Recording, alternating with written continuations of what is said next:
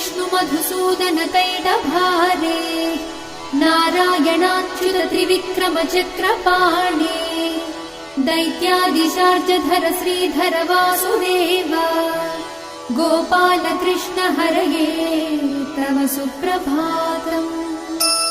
श्री रुक्मिणी सभवनास हरे मुरारे राधेश गोपसि स्वरूप भृगादिवन्द्या श्रीद्वारकाश्रय विकुण्ठपते भुवनैकमूर्ते गोपाल देव हरये तव सुप्रभातम्।